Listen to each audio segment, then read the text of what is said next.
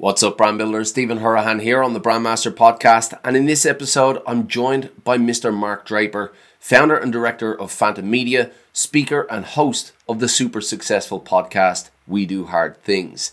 Now, Mark has over 15 years of agency experience and cut his teeth in the agency world back in 2005, thrown in at the deep end with a full-service marketing firm, before then going on to build his multiple seven-figure agency, working with clients from startups to household name brands and multinational corporations. Mark also hosts two podcasts, including, as I said, the super successful We Do Hard Things, where he's interviewed the likes of YouTube sensation Evan Carmichael, legendary motivational speaker Les Brown, and SEO master Rand Fishkin, to name a few. And in our chat today, we chew the fat on sales, marketing, and strategy processes of top branding agencies. So if you want to hear from a multiple seven-figure agency leader about how to position to attract better leads, how to convert those leads into clients, and the most potent strategy for organic agency growth, then stick around for this episode of the Brandmaster Podcast. Welcome to the Brandmaster Podcast, a show specialized in helping branding professionals and entrepreneurs to build brands using strategy, psychology, and creative thinking. Hello, everyone, and welcome to the Brandmaster Podcast. And I'm delighted today to have on the show with me Mr. Mark Draper. Now, Mark is an agency owner with Phantom Media. He also runs a very successful podcast called We Do Hard Things with some prestigious guests on there, the likes of Evan Carmichael. And I want to have a chat today with Mark about his journey within the agency side of things, going from the different types of services that he's been offering, including design execution services, right down to strategy, the processes that he goes through.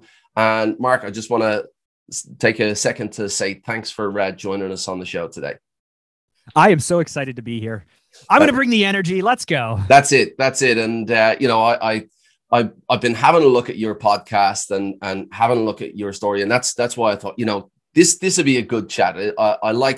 I like chats where it's, you could just kind of go anywhere. And, when you kind of come from the same background and you've had the same challenges, you know the little intricacies of what you've been through. And I think a lot of our listeners are on that same pathway. So they're going to get a lot of value from this. Now, we were just talking off camera there. So I've already gotten kind of a bit of your background, and I wanted to cut you short a little bit because there's a lot there that our listeners can get. So why don't you give us a quick background of where you've come from, starting from getting into the creative industry right up until where you are today and what you're doing now.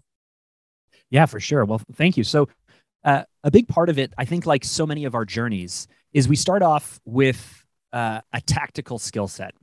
So for me, I went to film school. Mm-hmm. I went to film school because in my mind, originally, I wanted to be an architect. I loved space. I love environment. I love light. I love materials. I used to, as a kid, draw floor plans and imagine eye lines, and I build out of Lego. And I was enamored with space and design and all of that stuff. And then I got really scared, and I thought becoming a civil engineer, becoming an architect, spending 12 years doing that, and the stress, and can I do it? And I just got scared. And I went to film school instead. And graduating film school, I was lucky enough to work in television. I was lucky enough to work some freelance. But where I was luckiest was I landed a job at an internet marketing franchise in 2005. Wow. And I don't know if people remember, young listeners, what young people, do you guys know that the internet in 2005 seemed pretty cool at the time, but YouTube wasn't owned by Google. We still had dial-up. Broadband was just starting. MySpace was a thing because Facebook hadn't yet been really launched, so early days. And I was responsible for producing all of the video content and all of the training and all of the marketing and all of the materials for this franchise that had 1,500 offices in 89 countries and territories. And it was like a crash course in business. I'm this film school guy who gets this job because I can edit and I know Final Cut Pro and I could figure out Photoshop. And I get this job and I realize, this isn't about storytelling. This is about communications. This is about educating. This is about retention. This is about understanding. And so very quickly, because I was terrified of getting fired from this job, I covered my butt by asking a million questions. I would what are you thinking? Internal client, what does this project look like? And what do you think? And who are we speaking to? And what do they care about? And I just help me understand everything. So that way, when I give you what you're asking for, if you're like, this isn't very good, I could at least say, I gave you what you wanted. See, let's go back to the beginning. That was day one for me realizing that more important than creative, more important than ideation, more important than anything else is strategy mixed with how people think and feel about what you're doing. That was the start for me. I mean, it takes a long time for people to get to that point where, and this is for me, I would have loved to hit the ground running, knowing that questions were the key to, first of all, clarity about what the brief actually is about, understanding the client, about giving them that understanding, but also, taking a position of authority as well, that, these questions, they don't make you sound like you don't know what you're talking about. They actually make you sound like you know what you're talking about, because, if you're asking those questions, it's to get to the answer. But that was just natural for you. You just decided. It was fear. It was fear. I was so honestly terrified that I would go off and do something. See, here's the thing I bring up with people. When you can do anything, what's the right thing to do? And as a creative, we can do anything. There's not really a lot of structure if you think about it. Most clients, most marketers, most brand owners or brand strategists or whatever, even creative directors in agencies, most of them don't really know why they like what they like. There's no right and wrong.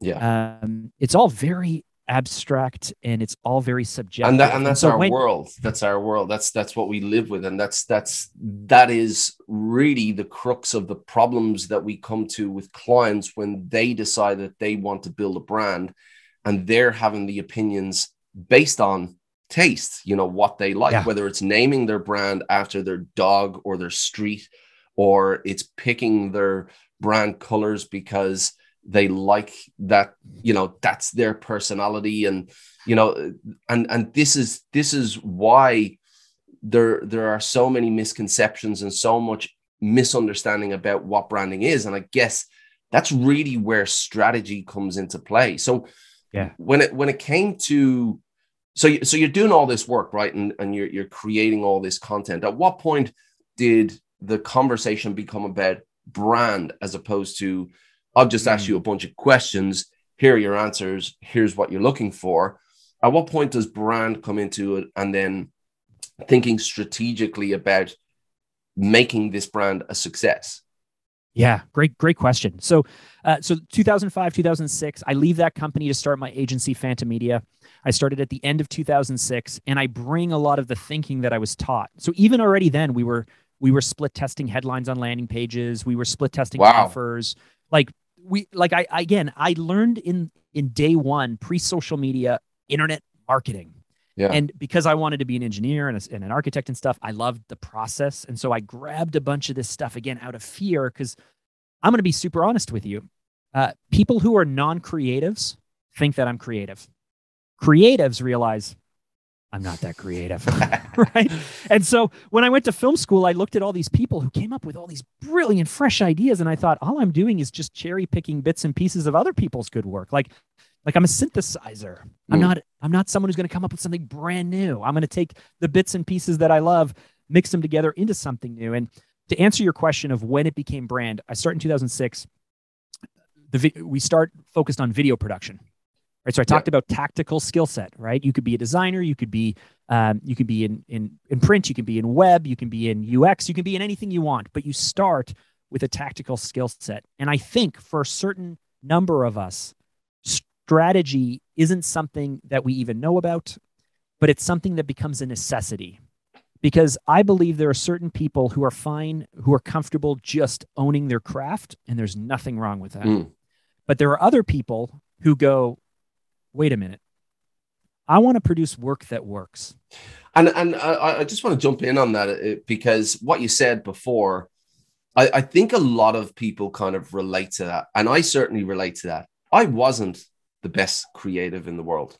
I loved it. I really liked it.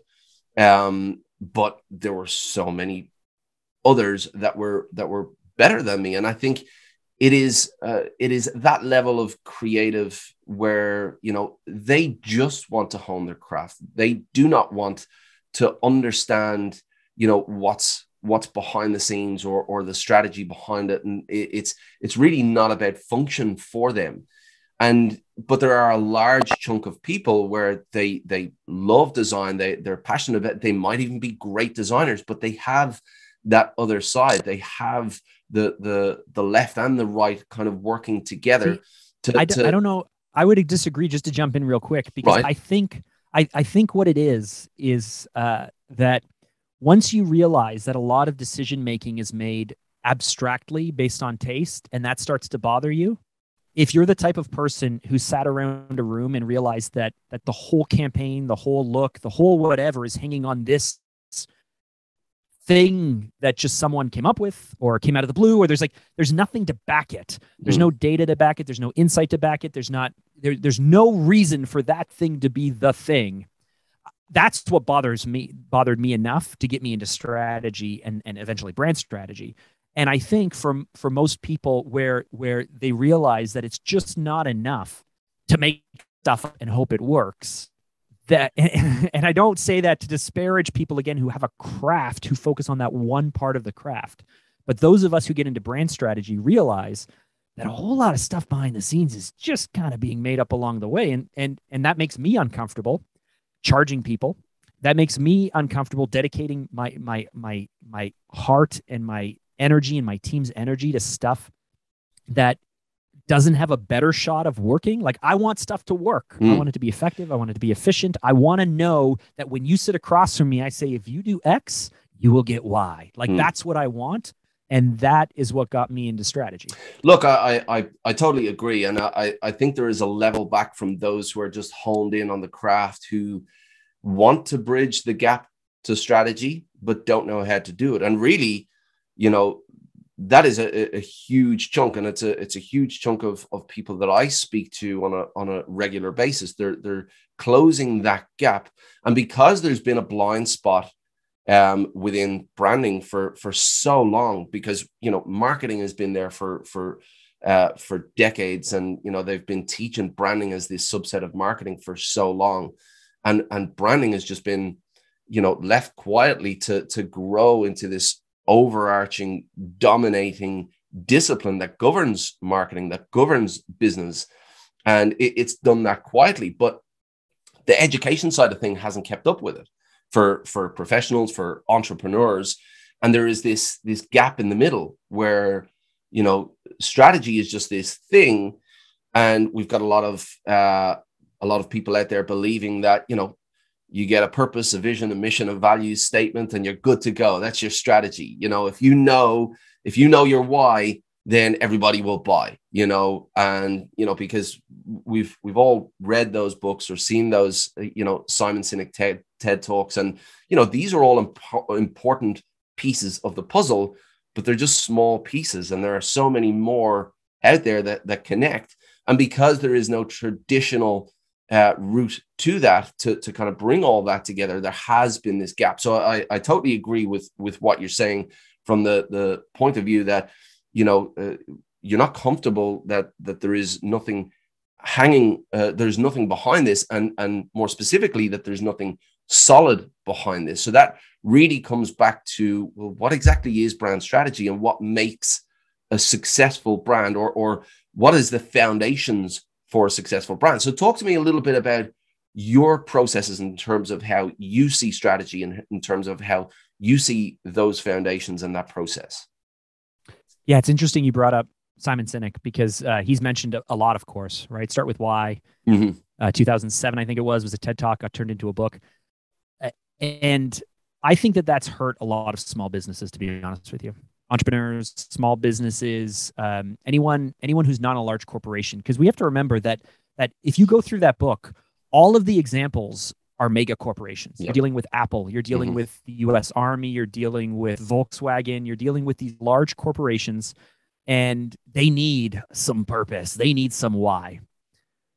If you're an owner operator, if you're in touch with your team, with your product, with what you are doing, and you're dedicating your life to it, it hurts you. It hurts you because for too long, people have led their brand positioning, their unique selling propositions, most of their messaging.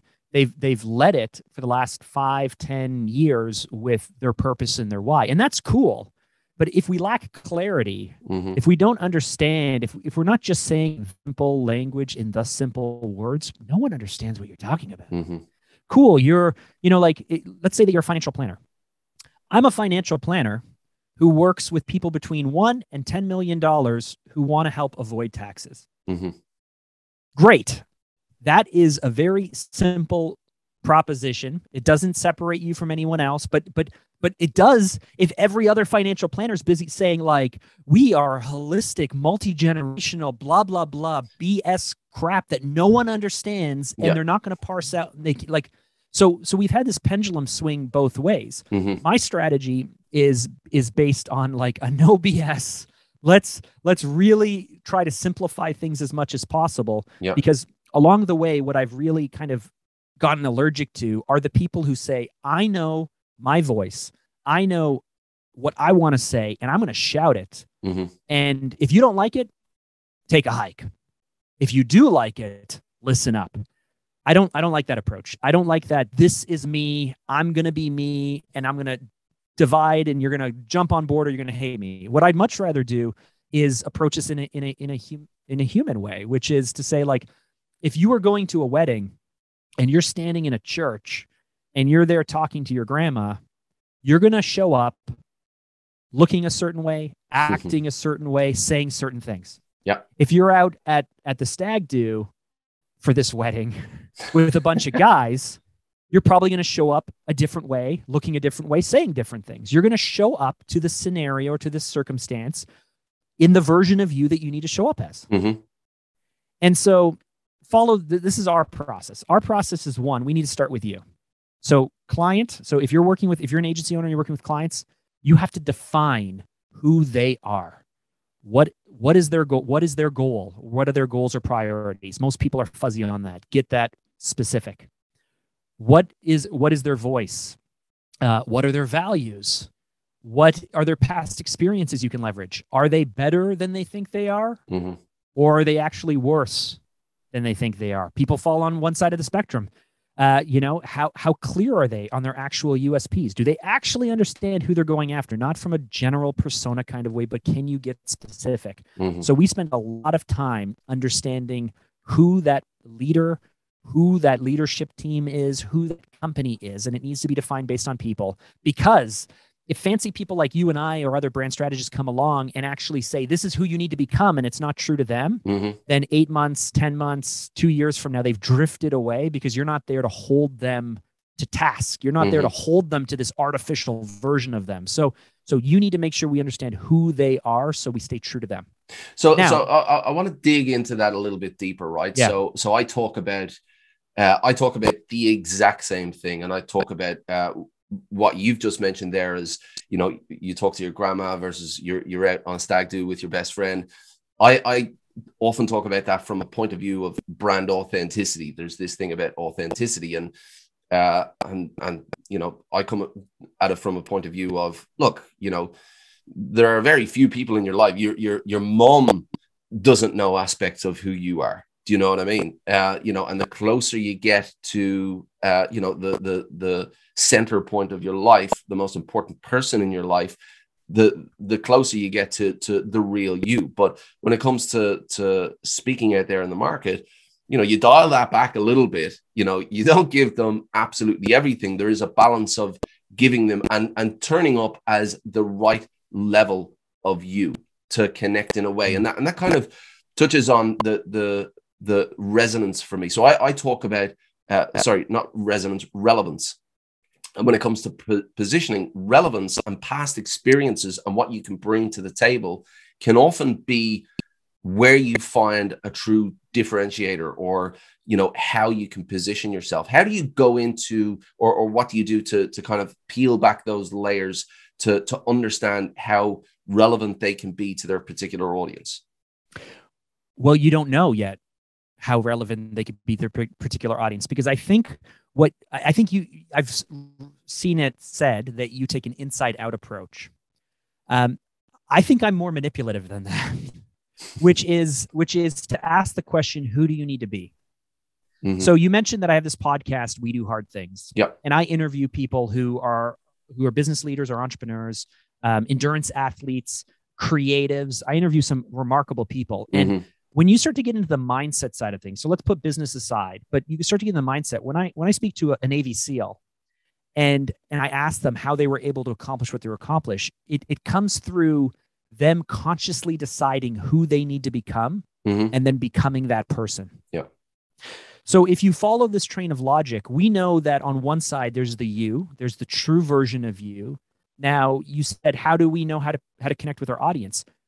Our audiences tell us what they want, what they're looking for, and what they need. And in the overlap between what's true to you and what your audience wants you to show up as, that's how you should show up. Mm-hmm. So there's a lot of game, and our process focuses on 3 core areas. The first is you. We define that so it's true. Mm-hmm. Now, let's put all of that aside. We've just done all of this work, this deep work, this thinking work, all of this fun stuff. We've defined everything, and that helps kind of course guide us. But let's put that aside for a second. Now, let's look at our audience.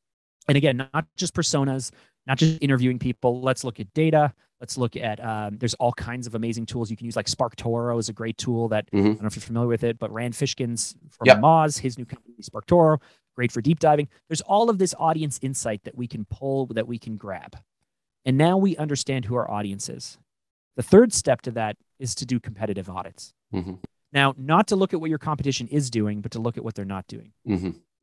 If you're true to you, and you look at the overlap on the Venn diagram, and listeners, I'm moving my hands around, but think about 3 circles on a Venn diagram. One is you, one is your customer or audience, and the third are what your competition is not doing.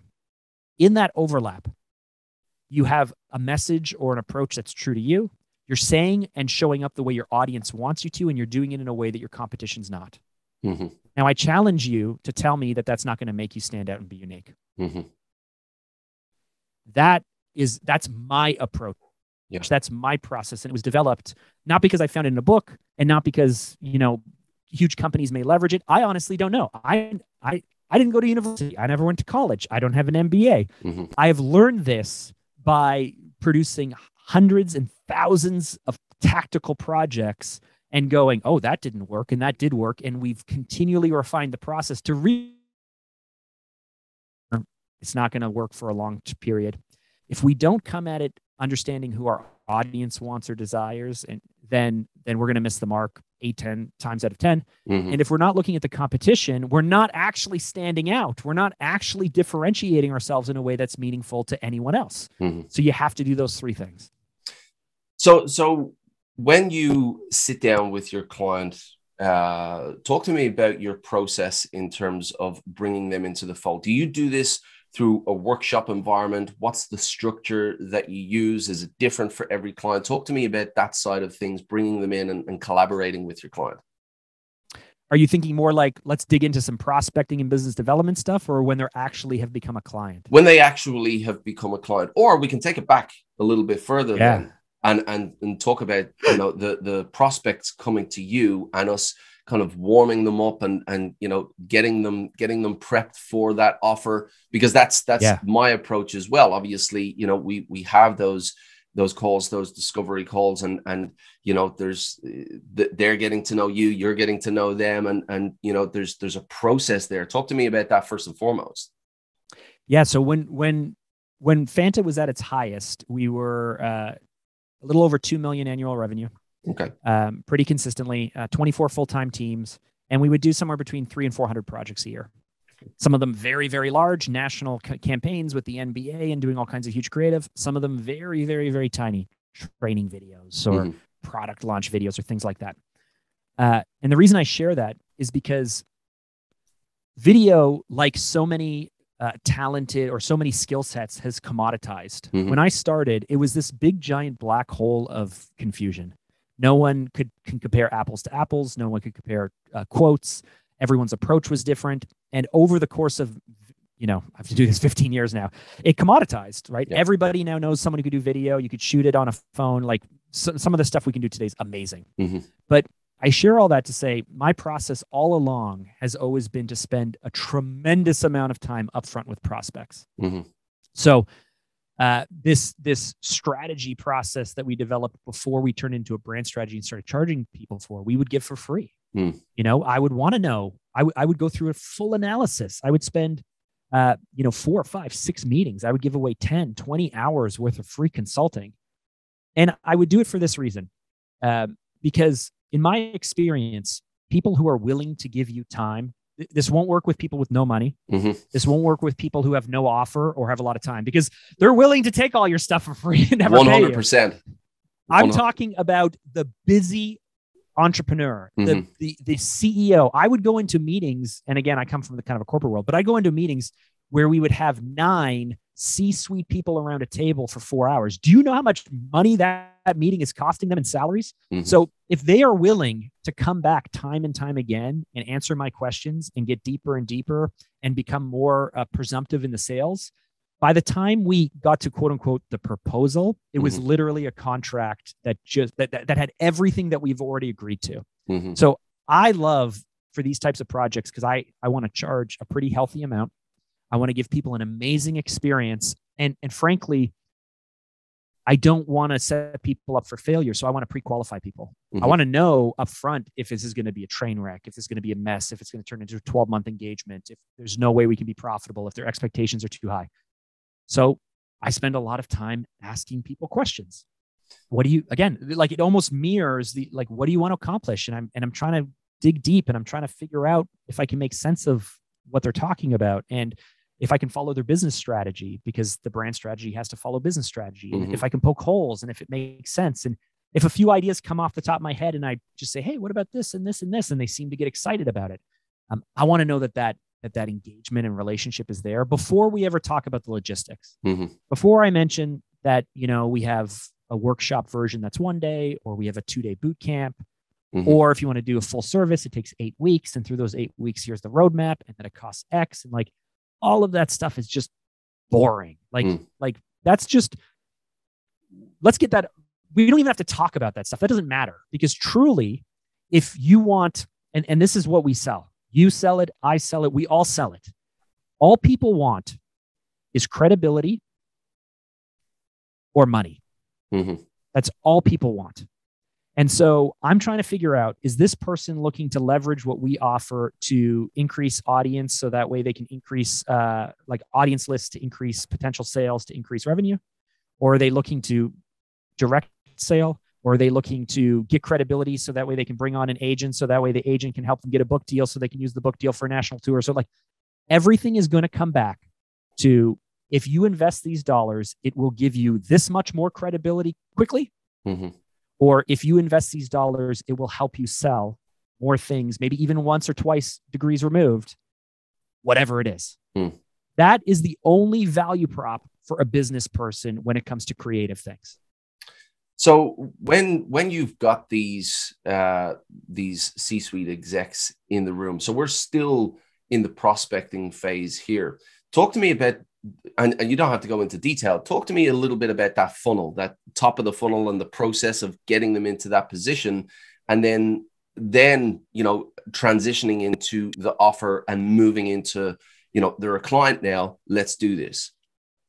Yeah. So I come from like an agency where we're pitching creative for campaigns and stuff like that. And so I brought some of these tools. Anyone who, let's say that you're a graphic designer and you're used to showing 5 mood board mockups, let's say, as part of your process.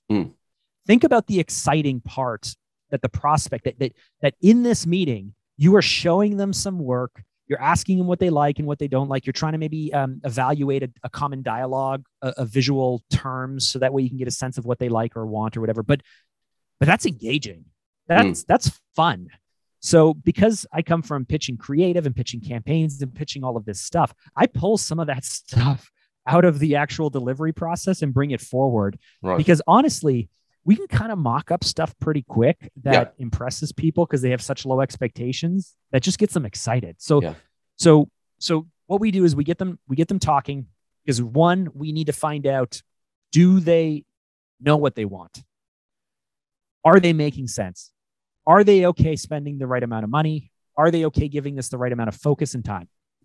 That might take 1, 2, 3 conversations. It might take 5 minutes. They might be on board. Mm-hmm. The next step typically is I want to come back with them. I want to come back to them with something that gives them a reason to move forward with it. So just because I got them excited about it doesn't mean they're going to pick me. Right. And now this is where we have to be very careful as we're brand strategists helping other people differentiate themselves in the market. I always ask myself, why would they pick us? Why would they move ahead with this? All these questions. Right. And if I feel like I don't have a very good answer, then I continue to work away at it until I know that I'm going to come back to them with something that gives them a good reason to say yes. Mm-hmm. So either I'm going to come back to them with high level concepts and just walk them through it. Don't have to do any mock-ups or anything like that. Maybe I'll pull what we call jumping off points or inspiration points. Mm-hmm. I'll find other people's work and I'll spend hours and hours researching other things so I can put some boards together to say, here are a few directions I could see us going.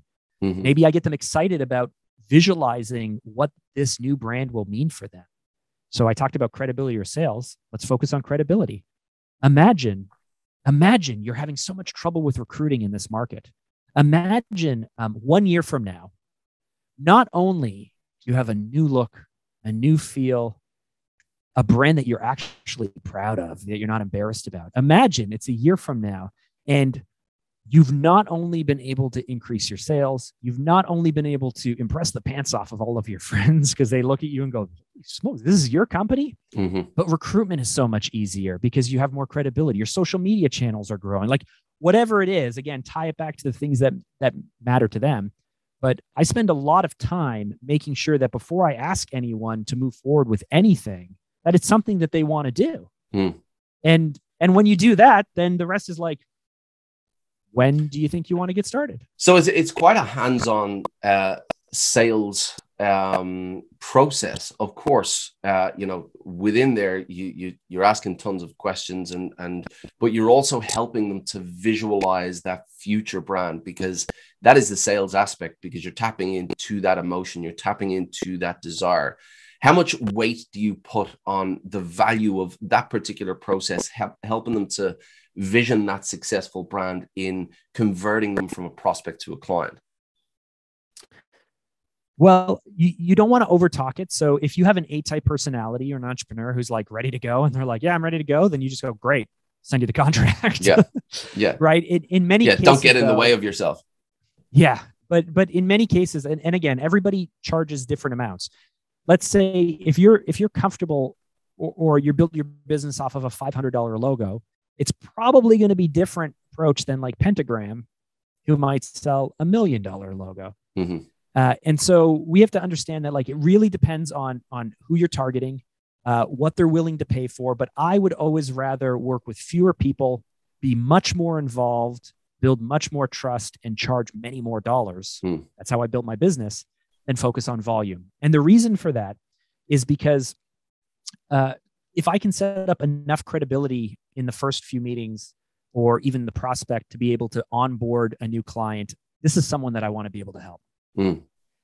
I want to know that my agency, that my team, that Mark Drager helped them pursue their passion at all costs, grow something better, create something amazing. Like I want to be a part of that. Mm-hmm. And I don't want them looking at me 3 months, 6 months later and going, well, that was a waste of time and money. So again, maybe fear is what makes me invest so much time to make sure it's a good fit. But then on top of that, it makes the process better because we've already established a lot of trust and credibility through the pre-sales process. And then imagine this now. You spend a week, 2 weeks, 4 weeks, 6 weeks, whatever it takes. You spend a good amount of time establishing a relationship with a client. You then spend 8 weeks or 12 weeks leading them through a branding process that excites them, but it's also intimate. Like you're finding out these details about how they work. one of the questions I asked way back in 2006 that used to scare people when they'd answer it is, one thing I'd ask is, I need to know the skeletons in your closet. Mm-hmm. And they'd say, well, what? I need to know. I'm producing communications. I'm producing marketing. I'm producing stuff.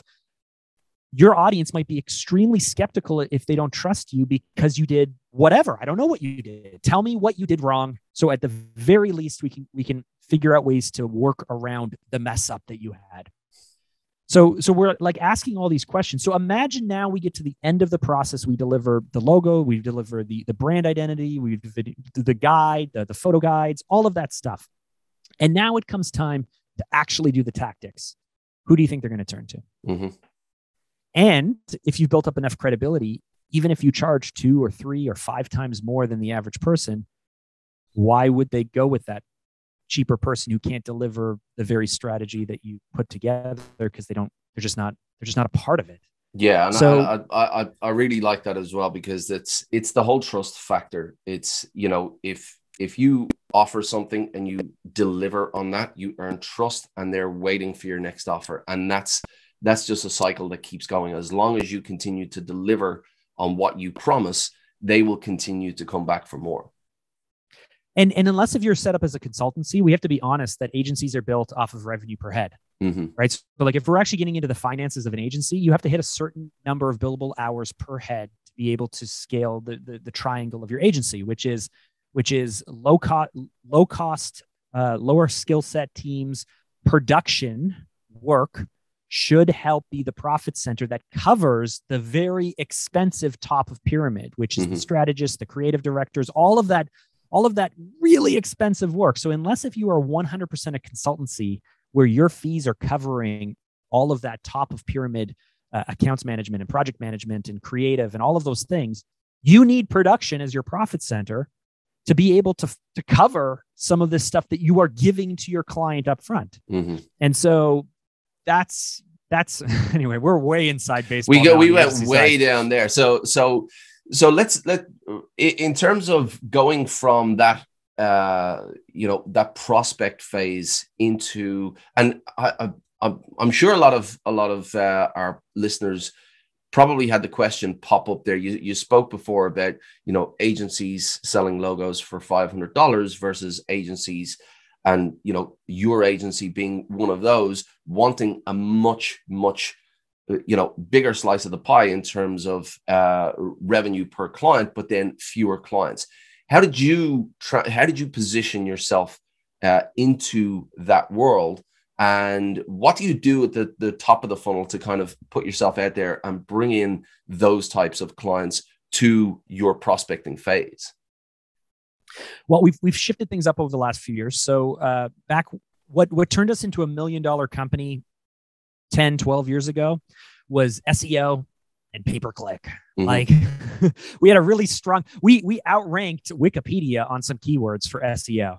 That brought a lot of cold leads. We ran the cold leads. We closed the cold leads. But yeah, over time, things commoditized. That became less effective. And I realized at a certain point that my network, right? I don't even know the saying. There's some saying like the riches are in the niche. You have to be American. We call it a niche, but the riches are in the niches. Yeah. There's another one that's like, the wealth is in your network, or I don't know. There's some kind of rhyme. Yeah. And what happened was, looking back, I realized that the vast majority of our big projects, of the vast majority of the people who are willing to take a chance on something and try something out, were people in my network. Mm. And so what we've done is we've shifted in terms of prospecting. We've shifted all of our dollars towards growing our network. So that means being a part of mastermind groups, being a part of closed networks, offering up services. So that's one part. Another one is affiliates. Back when I started Fanta, there was no such thing as affiliates, but being able to set up affiliate relationships certainly helps. And then the last is just asking people for it. It's so simple. Just say, hey, I'm a brand strategist and I'm looking for 2 more people to help with brand strategy. Anyone come to mind? Yeah. And just talk about it and ask about it. and your business will grow. And it's the whole 80-20 rule as well. You know, some of your best results come from the most simple strategies, like simply following up with past clients going, hey, how's everything? Do you need anything at the moment?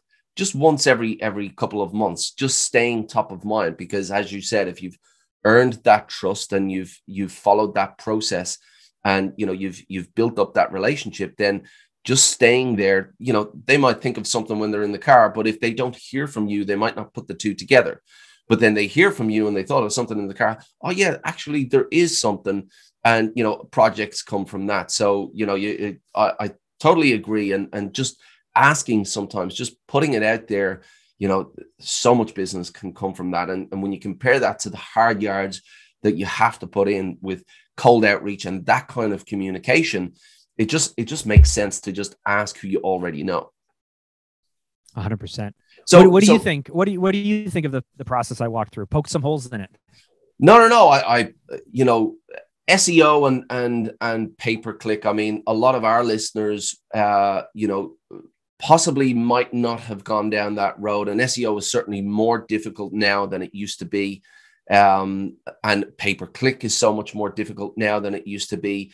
But really, it's about having a step-by-step funnel. You know, this idea of waiting around for referrals, you know, I 100% agree that your network is so valuable, but there's a difference between active networking and passive sitting around and waiting for people to come to you. That's not a strategy.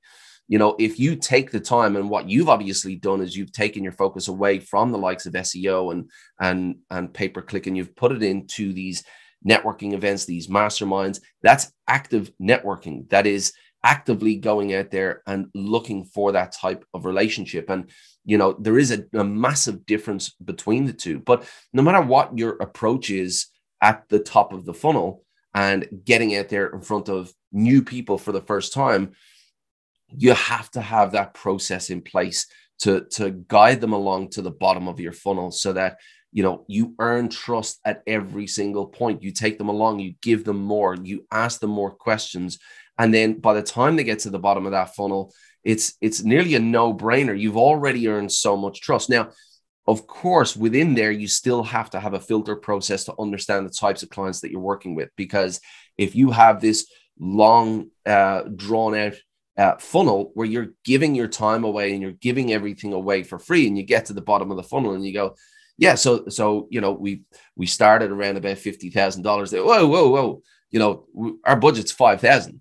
So you know, you have to have those filters in there to make sure. But 100%, I believe that networking, especially looking at how competitive SEO is, how competitive pay-per-click is, networking, communities, getting in there and actually putting that human side to what you're doing, rather than just broadcast information. Because I speak about this a lot. You know, back in the 80s, you know, brands connected with their audiences through broadcast communication. It was just one-way communication. There was no back and forth. There was no community. There was no real relationship there. And that all kind of started to change with social media.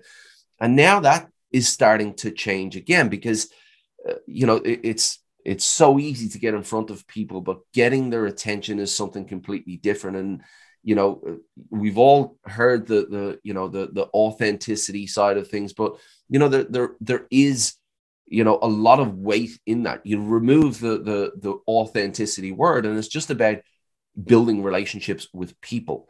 And, you know, if you're able to set your strategy around that, and it's an active strategy, I really like it, because, you know, word of mouth is so powerful. And, you know, your process, if you do it right, can turn a prospect into a customer, but then a customer into a marketing machine through advocacy. So, yes, you know, I love that approach. And it's a human approach that allows you to make real connections, and then the longevity of that relationship as well. And, you know, the ongoing business that you get from that is absolutely awesome. So I really, really love that approach. Now, Stephen, let me throw one thing at you if I can. Yo.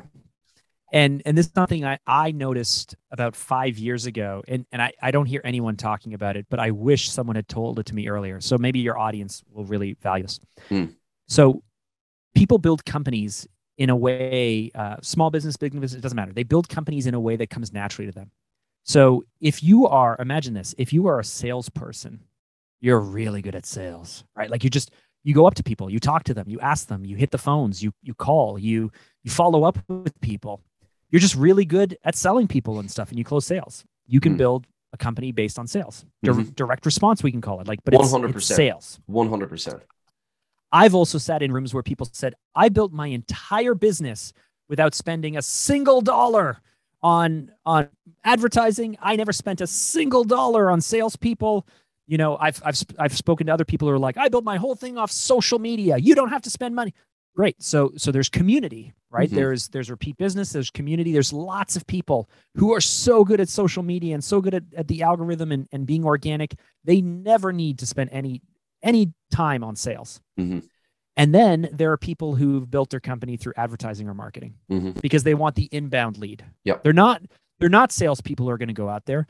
They saw a growing community. Just give me the inbound lead. Yep. Now, I share this to say the person who has built their company off of sales, in my experience, finds branding a huge waste of time and money. Why would we spend money building a brand when I can just send aggressive people out there to bring in some money? Yeah.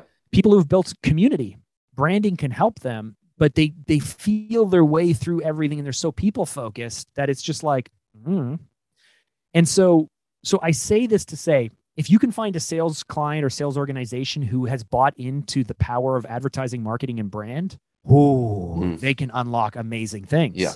If you find someone who's built it off of community or off of social media or what have you, and they can bring in brand, amazing things.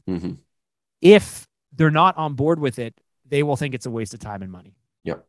Then you could focus on the people who build their brands through advertising, marketing, and inbound leads.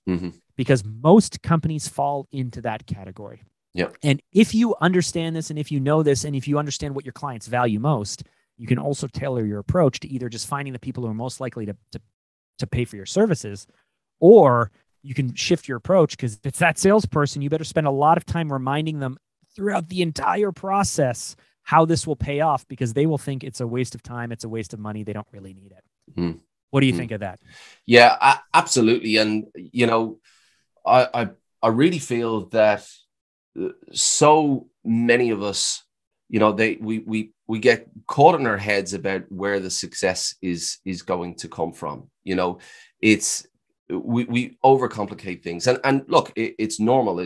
There is so much coming at us, and as a new business owner, you know, you're trying to do everything. You know, some people believe, oh, I have to do social media. Somebody else, you know, I have to do sales. Somebody else, I have to do branding or logo or digital marketing. And, you know, I said this to you earlier, there is no one size fits all. And when you're going in there completely naked for the first time and you're like, you know, I have to learn this thing, then, you know, you get drawn into, you know, what suits you as a personality. And if you have a background in sales, then you're just going to go out there and kill that with sales. And I have a background in sales as well.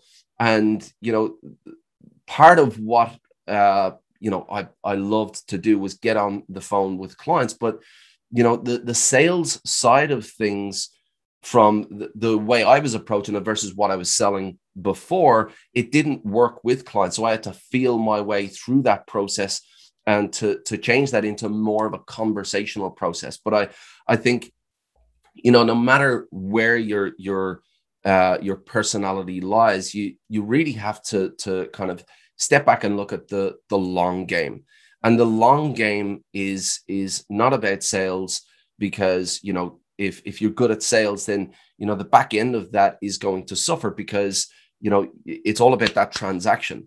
If you're all about social media, well, then, you know, all of a sudden, you know, what's happening in Facebook today, the reach you can get from Facebook today is, you know, is going to dwindle out. And then where are you left? And then, you know, if you only have these aspects that you focus on, then, you know, you do have the potential to get caught out. If you're able to step back and look at your brand as what it is. It's this human entity that helps you to build a relationship as a business. It's your human version of your business.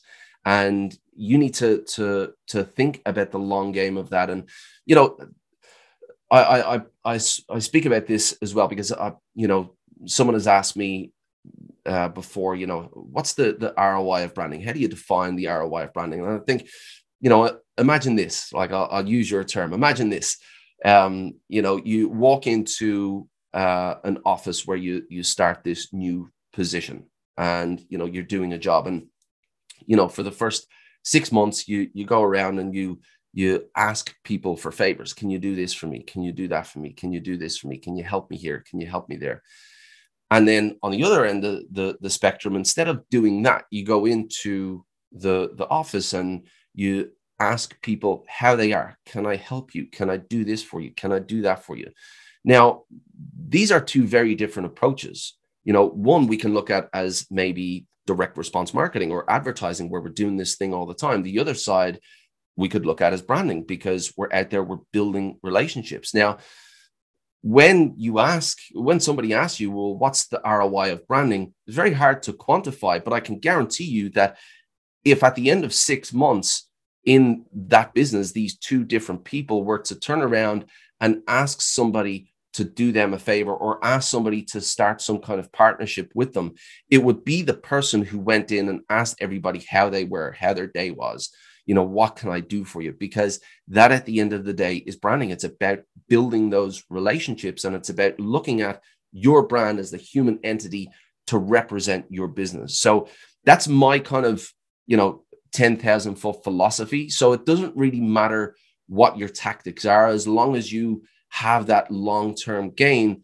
Then the tactics are about taking tools, this tool for this, that tool for that.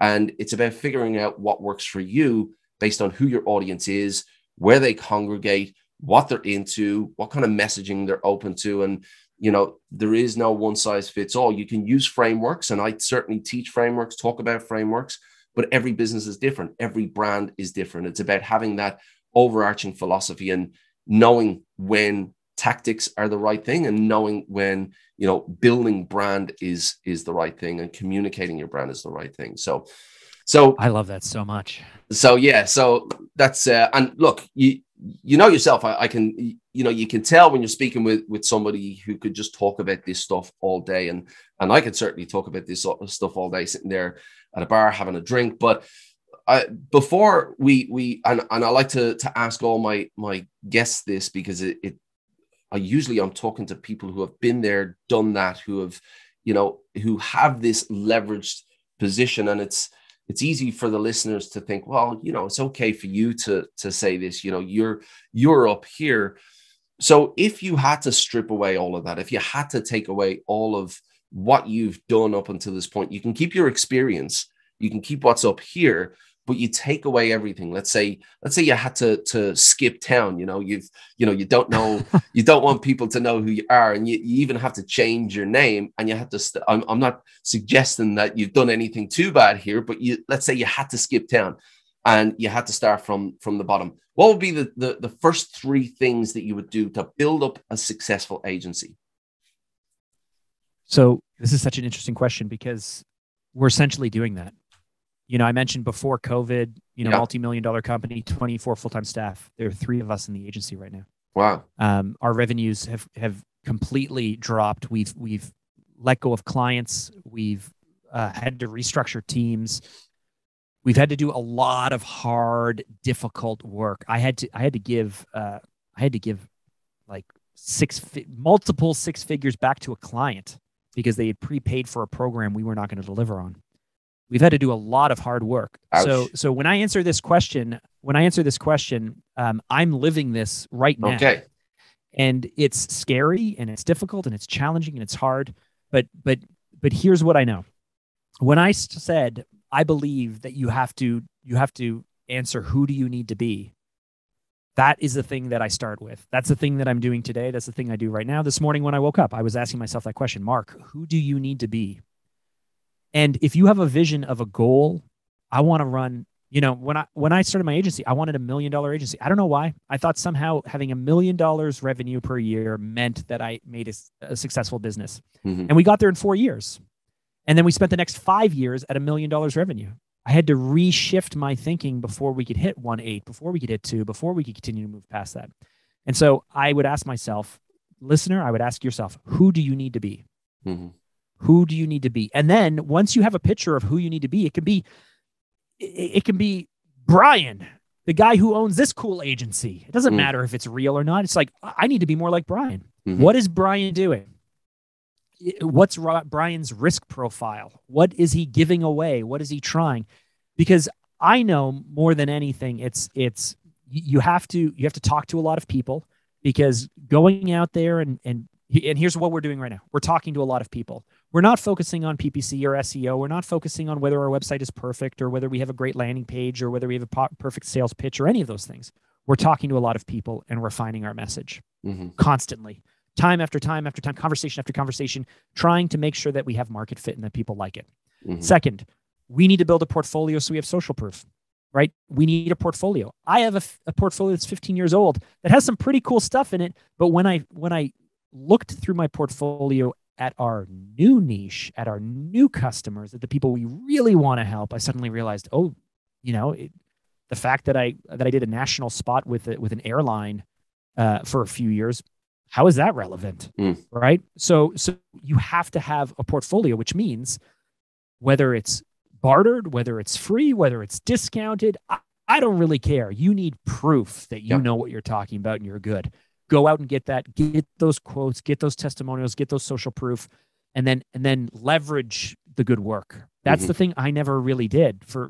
I still struggle to ask people for stuff, to ask for the testimonial, to ask for them to refer me to someone, to ask for stuff, but I just gave and gave and gave. So those are the 3 things I'm doing. Those are the 3 things everyone starting out should do. Yeah, I love that. And just a little hack there for forgetting to ask about that testimonial, or forgetting to ask, do you have somebody to refer me to? Set up an email drip sequence, and when you're finished with a client, you put them into that sequence, a 24-month sequence with 24 emails every single month saying, hey, this information about this kind of thing on branding will be so useful to you. Here you go. And then, you do the same thing for 3 months. And on the 4th one, you say, hey, how about a testimonial? Or, how about, do you have somebody to refer me to? Or do you need any work? So you don't have to think about it. All you have to think about is when the project is finished, you put them on that sequence, and then you're staying top of mind. Even if, you're not actively doing anything, you're doing what you need to do. You're asking them, you're staying top of mind. So that's a little hack that I absolutely love.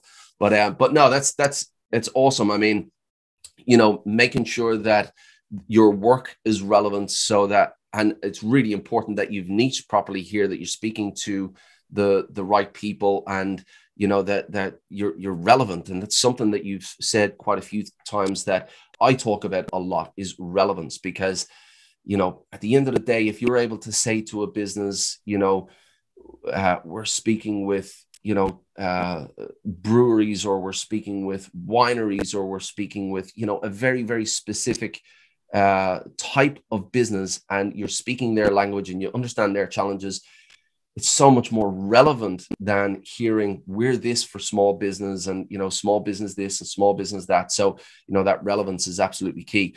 Before I let you go, talk to me a little bit about your podcast, because your podcast is growing legs now. You've had some great guests on there. Talk to me about some of the guests that you've had on there, and what you go for that podcast, and where people can catch you.